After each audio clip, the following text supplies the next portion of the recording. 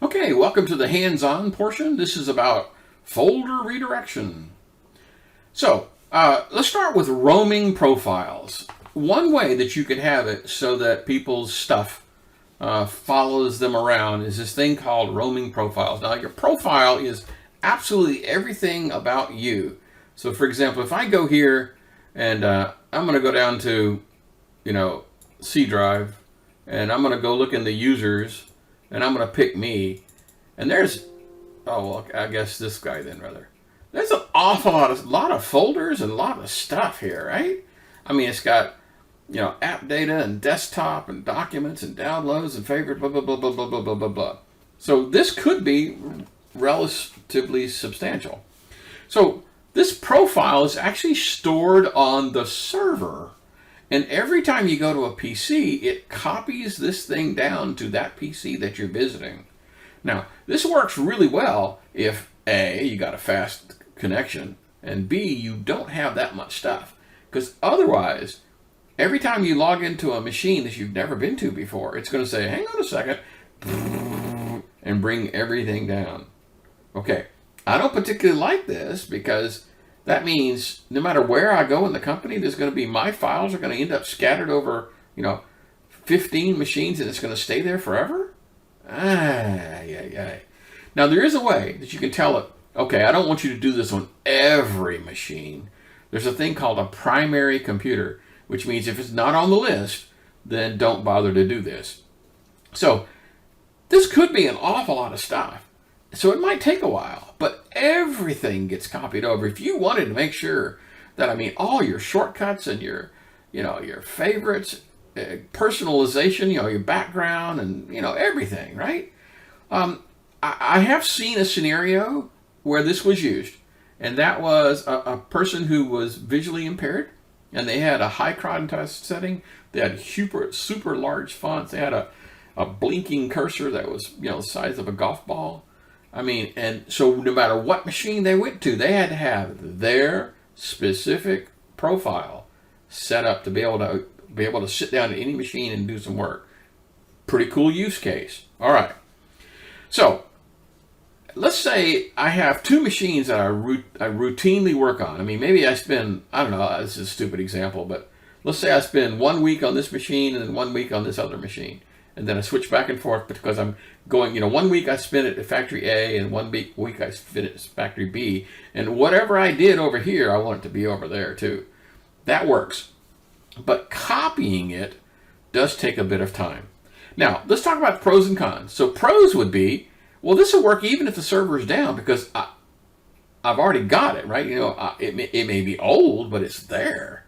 Now, clearly, if you've never been to that PC before, right? That's not going to work. But if you had visited that PC in the past, and if it had already copied this stuff down, the server could be down and you'd be okay. That'd be kind of cool. Another pro of this is because these things are synchronized back up to the server, when I make a change over here, I add something to my desktop. When I log out, it's going to synchronize that change back up to the server. Okay?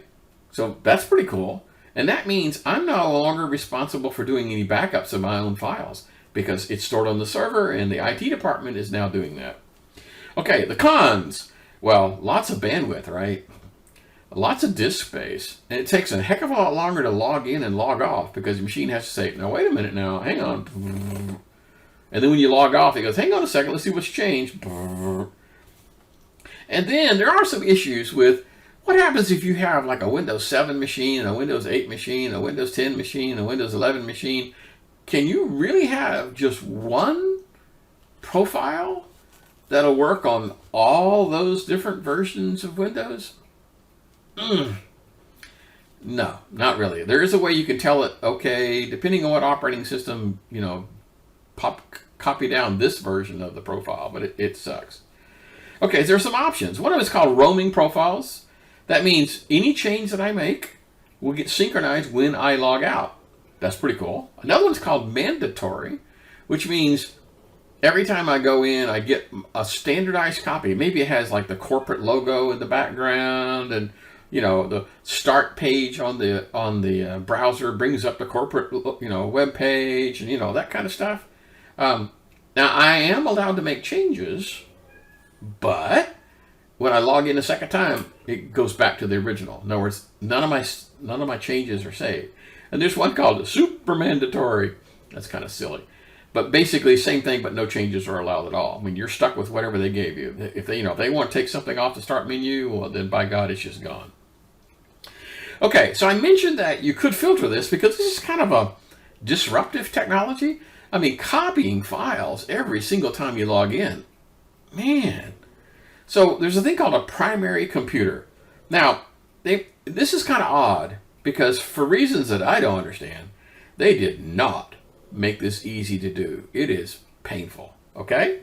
So really it's just an extra attribute in Active Directory, but there's no easy way to do this. So I'm going to start this thing, and we're going to go to something we haven't normally gone to. The first one is the Active Directory Administrative Center, okay? That's something we have not used before. And so I'm going to go in and pick up particular PC. So, for example, I'm going to go into here, and I don't know. I'm going to go to one of my OUs. It's got something in it. For example, PCs, and how about engineering? That sounds like a good one. Okay, I'm going to pick on Workstation 3 for no particular reason.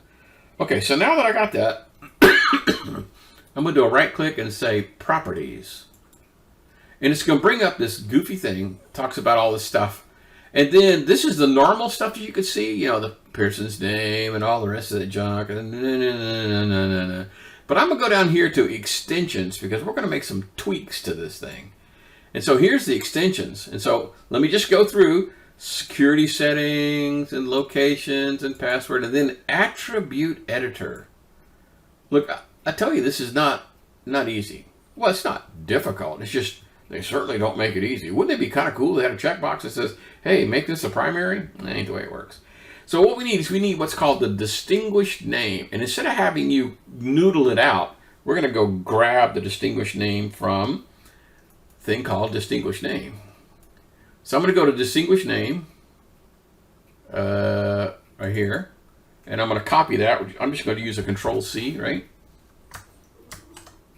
Okay, cool. And then I'm going to scroll on down to something called MSDS. I know. And then there's one called MSDS Primary Computer. And then I basically just want to do paste. Right? That distinguished name thing. And hit OK. And ta-da! I hit the OK button, and now I have designated that computer as a primary computer. Wow. That was not incredibly easy. Now, here's the weird thing. Designated as a primary computer does not pair you to that computer, which means, let's say you had 4 people in the organization that had roaming profiles, okay? And you've also enabled this thing called primary computer. So if they visited you on one of your machines, they would get their stuff down. In other words, there's no way to say, well, it's a primary computer for me, but it's not a primary computer for them. That's not the way it works. It's either you are a primary computer, therefore you get everyone's roaming profiles if they happen to sit there. Okay, so that's a bit odd, isn't it? Okay, so we need to do some prep work for this to work. I'm gonna do a lot of wave of hand stuff because I really don't want to do this. But we've set up shares before, right? Come on. So, I'm going to go to my D drive. I'm probably going to go to shared. Maybe I'll set up, actually I already, well, actually the first prep work you got to do is create a security group, okay? Maybe call them, profile users or roaming users or something like that. And then create a folder for these guys, create me a folder, call it, I don't know, roaming, something.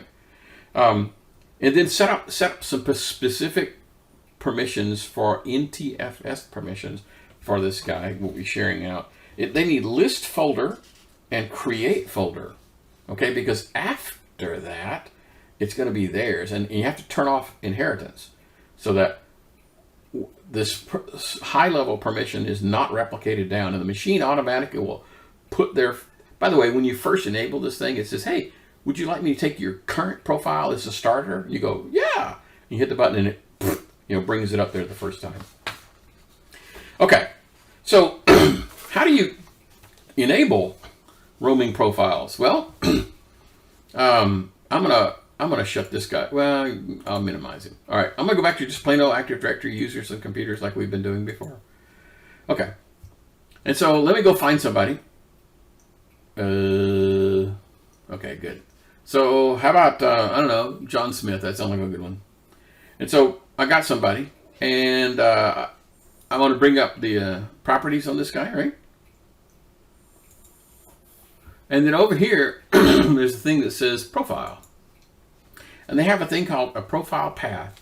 Now, you could, since you know it's John Smith, you could hard code that in here, but most people do not. So I'm going to pretend like we've already done this.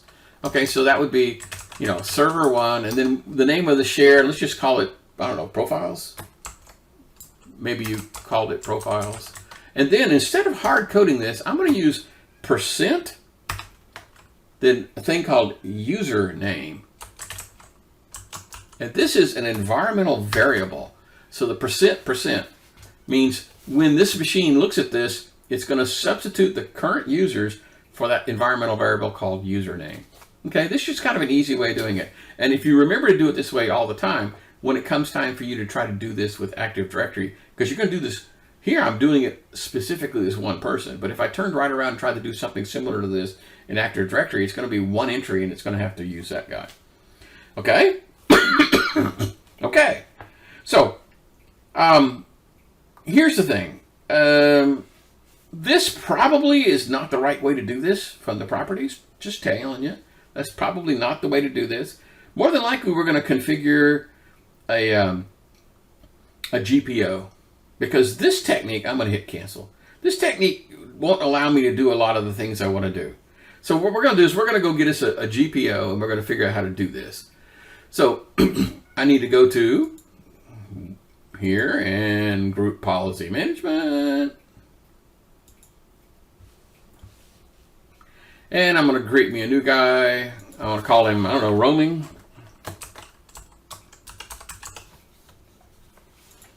Okay, cool. So now I have a roaming guy. I'm going to go ahead and do edit on this guy.